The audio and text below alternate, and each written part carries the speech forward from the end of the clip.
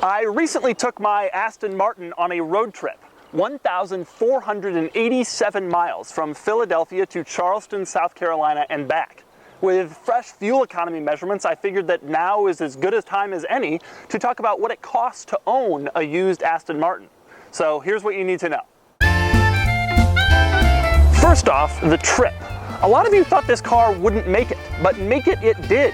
Through Delaware, Maryland, Virginia, North Carolina, South Carolina, all the way to Charleston, and then all the way back.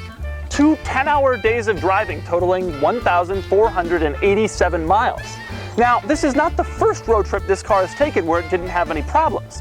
You may remember the first road trip.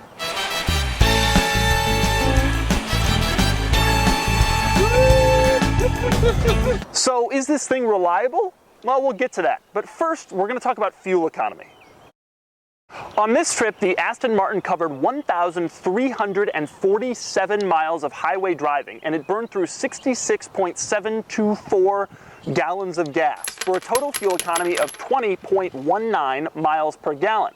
That isn't so bad, especially when you consider that the EPA said that this car only does 19 miles per gallon on the highway. Now, in the city, this thing doesn't do quite so well.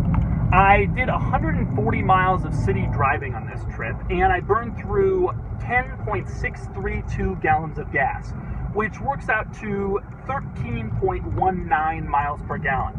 Not great, but better than the EPA estimate once again, which was 12 miles per gallon in the city. Damn government can't do anything right. Time to update you on my warranty.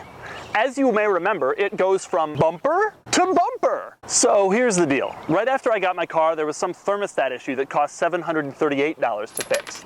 Not long after that, the engine's timing got out of sync, and that repair cost the warranty $4,409. A few weeks ago, they fixed my doors for me because they wouldn't stay up, and that cost $351. In other words, the warranty that I shelled out $3,800 for when I bought the car has already paid out $5,498 in claims in the first 5 months and 5,200 miles of ownership. But I don't want to make excuses for this car, but when I bought it, it had been sitting on a dealership lot for sale for 7 months without being driven, which is never a good thing for a car.